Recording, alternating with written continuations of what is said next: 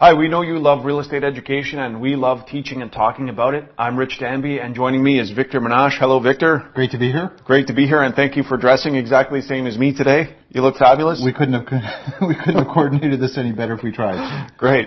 So today what we're going to talk to you about is wholesaling. It's a technique that a lot of people use, especially when they're getting started out in real estate. Victor, why don't you explain a little bit about what wholesaling is? Wholesaling is very simply the process of getting a property under contract and then later doing an assignment of that contract prior to closing to another buyer. And you would get an assignment fee in exchange for assigning the contract. So that's where you make money as a wholesaler. Right. And so when it comes to doing wholesaling, what are the risks involved? There are a few risks. You know, you're getting a property under contract and you're going to have a contingency period during which you may conduct your inspections, you may get your financing put in order. And it's during that contingency period that you're going to take the property and make it available to another investor for assigning the contract. If you wait too long and don't get it assigned during that contingency period, the contract can go firm, and now you're putting your deposit at risk. Exactly. So let's talk about a current example, the one that you and I were working on together. Yes. This is a property that I found recently, and some of the things I learned about this property was it could be either or. It could possibly be a renovation project sold as that, or potentially it could just simply be sold for land value. Well, in fact, I like the way you did that particular project because there were multiple potential exit strategies, and you always want to have multiple choices. It could have been a renovation.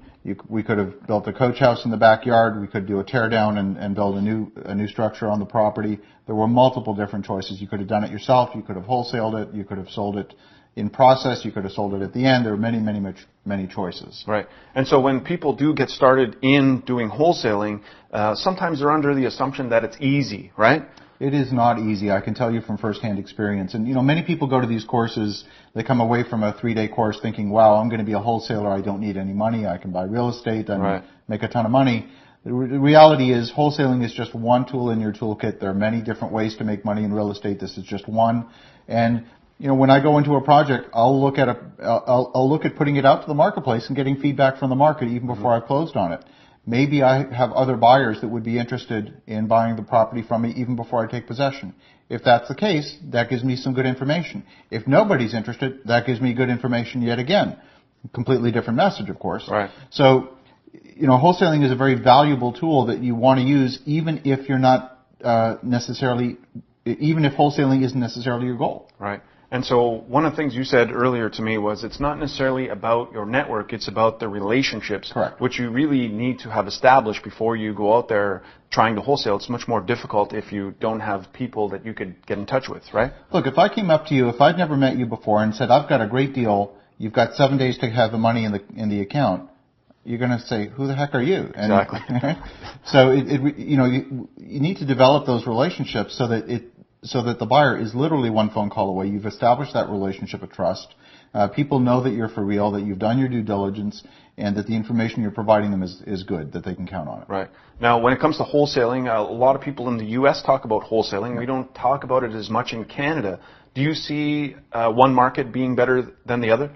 I don't know that there's really a huge difference one versus the other. There are local issues that you have to deal with in either case. Mm-hmm. In some jurisdictions in the United States, it's perfectly legal to do an assignment anywhere, but some title insurance companies don't insure title. Right. So you've got to be a little bit careful, make sure that you're getting the right legal counsel, getting the right accounting advice, the right insurance advice, so that you put together a project that's going to actually work. Absolutely. And just to that, here in Canada, sometimes assigning contracts, the agreement of purchase and sale, can be quite a challenge when it comes to lenders. Lenders typically are not in favor of that anymore, and they'd like to see the person whose name is on the agreement of purchase and sale to be the actual buyer, not the person assigning the deal. So there is some things that you really need to know. And so if people have questions, what you can do is you can reach out to us. You can click below. We're happy to help. We love teaching people how to invest in real estate, right? Exactly. Right. So if you have a question, leave it down below. We will get in touch with you and potentially we'll discuss your question on a future episode. Does that sound good?